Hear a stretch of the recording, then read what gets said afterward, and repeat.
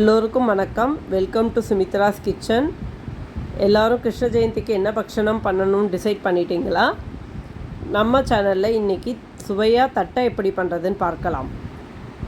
யூஸ்வலாக நம்ம எப்போவுமே என்ன பண்ணுவோன்னா, கடையில் வாங்கின மாவோ இல்லை ஈர அரிசி ஊற வச்சுட்டு அதை மாவு அரைச்சின்னு வந்தோ பண்ணுவோம். இன்றைக்கி நான் கொஞ்சம் டிஃப்ரெண்ட்டாக ட்ரை பண்ணியிருக்கேங்க. ஒரு அரிசி பச்சரிசி எடுத்துக்கோங்க, ஒரு அழாக்கு எடுத்துட்டு அதை நல்லா அலமின்றங்க. அலமின்ட்டு 1க்கு 2 தண்ணி போட்டு ஊற வைங்கங்க. ஊற வைக்கிறது ஒரு 3 to 4 hours ஊற வைக்கணுங்க. அப்புறமா கிரைண்டரில் தண்ணியை வடிச்சிட்டு போடுங்க. ஏன்னா அவ்வளோ தண்ணி போட்டிங்கன்னா கிரைண்டரில் அரைக்காது. தண்ணியை வடிச்சிட்டு நல்லா மை மாதிரி அரைச்சி எடுத்துக்கோங்க. இந்த தண்ணி வடித்து வச்சுருக்கீங்களங்க, அதையும் இதோடு சேர்த்து நல்லா இப்படி கலந்து வச்சுட்டுருங்க. இது தாங்க மாவு. இதுக்கு வேண்டிய அளவு உப்பு போட்டுருங்க. உப்பு போட்டுட்டு இதை நம்ம என்ன பண்ண போகிறோன்னா, வாண்டியில் நல்லா போட்டுட்டு இதை நல்லா கிண்டிட போகிறோம். ஒரு வாண்டியில் கொஞ்சமாக நல்லெண்ணெய் போட்டுக்கோங்க. போட்டுட்டு இந்த மாவை போட்டுட்டு நல்லா கிண்டிக்கோங்க.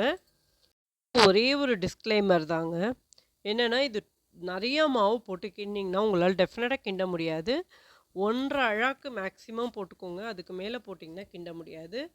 ஏன்னா இந்த மாவு அப்படியே நம்ம கரண்டியில் வச்சுட்டு கரண்டியே ரொம்ப கனமாயிடும், கிண்டுறது ரொம்ப கஷ்டமாயிடும். யூஷுவல் தட்டை எப்படின்னா, அரிசியை நல்லா 3 hours ஊற வச்சுட்டு அது நிழல் உணத்தெல்லாம் காய வச்சுட்டு மெஷினில் போய் அரைச்சின்னு ஜலிச்சு அதை வறுத்துட்டு பண்ணுவோம். இது கிண்டுறப்ப நீங்கள் டெஃபினட்டாக இடுக்கியில் பிடிச்சிட்டு தாங்க கிண்டணும். கிண்டிட்டு அதை நல்லா அந்த சூட்டோடு மூடி வச்சுடுங்க. இதுக்கு நான் 1 ஸ்பூன் உளுத்தம்பருப்பு போட்டு நல்லா செவக்க வறுக்க போகிறேன். அது கொஞ்சம் செவந்துட்டே இருக்கும்போதே அதில் ஒரு 2 ஸ்பூன் பொட்டுக்கடலை போட்டுட்டு அந்த சூட்டோட ஒரு 2 பெரட்டிட்டு அந்த இலுப்பச்சட்டியை ஆஃப் பண்ணிவிடுங்க.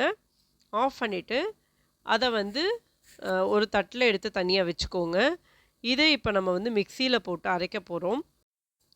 இதை நம்ம மிக்சியில் போட்டுட்டு நல்லா நைஸாக அரைச்சி அதை ஜல்லடையில் போட்டு நல்லா ஜலிச்சிடுங்க. இந்த மாவு நல்லா நைஸாக இருக்கணும். இந்த தட்டைக்கு வேண்டிய காரம், உப்பு, பெருங்காயம் எடுத்துட்டுருக்கேங்க. அதையும் ஜலிச்சுன்ற போகிறேன். உப்பு பார்த்து போடுங்க. ஆல்ரெடி நம்ம மாவுலேயும் உப்பு போட்டிருக்கோம்.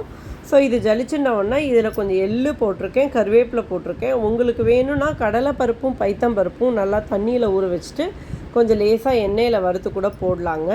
இப்போ பார்த்திங்கன்னா இப்போ நமக்கு அந்த மாவு கிண்ணோன்னங்க அதை எடுத்து வச்சுட்டுருக்கேன். அதில் இந்த உளுத்தம்பருப்பு மாவும் பொட்டுக்கடலை மாவு, காரம், உப்பு, பெருங்காயம், கருவேப்பிலை, எள்ளு போட்டு எல்லாம் பிசைஞ்சேன்.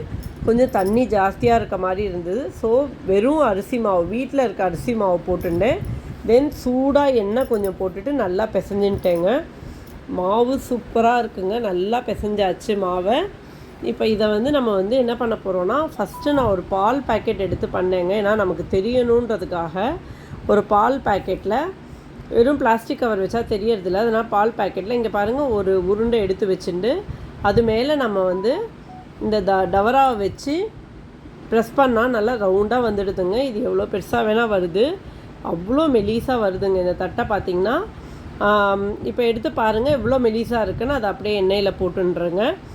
அப்புறமா திருப்பி இன்னொரு பிளாஸ்டிக் கவரில் பண்ணி காமிக்கிறேன் பாருங்கள். அதே மாதிரி உருண்டையாக ஒரு உருண்டை எடுத்துக்கோங்க. அந்த பிளாஸ்டிக் கவரில் எண்ணெய் தடவின்றங்க. நீங்கள் என்ன பண்ணுறதுக்கு முன்னாடி நல்லா 2 பக்கமும் எண்ணெய் தடவின்றங்க. எண்ணெய் தடவின்ட்டு அதில் அந்த உருண்டையை வைங்க. வச்சுட்டு தென் டவராக வச்சு நல்லா ப்ரெஸ் பண்ணுங்கள். உருண்டையை வச்சுட்டு அந்த பிளாஸ்டிக் கவர் போட்டு மூடிட்டு டவராக வச்சு ப்ரெஸ் பண்ணுங்கள். ப்ரெஸ் பண்ணிவிட்டு எவ்வளோ வேணுமோ அவ்வளோ பெருசாக ப்ரெஸ் பண்ணிக்கலாம். திறந்திங்கன்னா அழகாக எடுக்க வருதுங்க. இது எந்த பக்கம் தடியாக இருக்கோ அந்த பக்கம் பார்த்து எடுத்திங்கன்னா எவ்வளோ மெலிசாக வந்திருக்கு பாருங்கள்.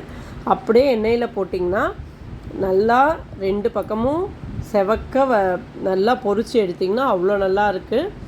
உங்களுக்கு இதில் என்னன்னா கொஞ்சம் உப்பருதுங்க இந்த தட்டை. அதுக்கு என்ன பண்ணணுன்னா, போர்க்கு வச்சு அங்கங்கே நல்லா குத்தி விட்டுருங்க. அந்த தட்டையை குத்தி விட்டுட்டிங்கன்னா உப்பாது உங்களுக்கு. உப்பினாலும் அதை நல்லா வச்சு ப்ரெஸ் பண்ணி அதை தட்டையாக ஆகிற மாதிரி பார்த்து பண்ணுங்கள். ஏன்னா உப்பிச்சுன்னா அந்த இடம் மாத்திரம் கொஞ்சம் வேகாத மாதிரி இருக்குது. ஸோ அதை பார்த்துக்கோங்க. பட் டேஸ்ட் ரொம்ப எக்ஸ்ட்ராடினரியாக இருந்ததுங்க. இப்படி ஒரு தட்டை சீடையாக பண்ணுறதுக்கு நீங்கள் ஒரு பெரிய பிளாஸ்டிக் ஷீட்டாக எடுத்துன்ட்டுங்க ஈக்குவல் சைஸ் பால்ஸாக அந்த மாவை பண்ணி வச்சுக்கோங்க. ஒரு 6லேருந்து 8 பால் அந்த பிளாஸ்டிக் ஷீட்டில் வச்சுட்டு அந்த பிளாஸ்டிக் ஷீட்டை ஆயில் தடவி இருக்கணுங்க. மூடிட்டு டவராவை மேலே வச்சு நல்லா சர்க்கிளாக பண்ணிட்டீங்கன்னா ஒரு 6லேருந்து 8 தட்டை சீடை வந்துடுங்க. கையோடு அதை எண்ணெயில் போட்டு பொரித்து எடுத்துடலாங்க. எல்லோரும் ட்ரை பண்ணுங்கள். Give your feedback.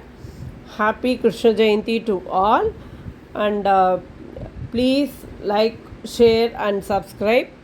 Thank you all viewers for watching my videos and give your support always like this. Thank you.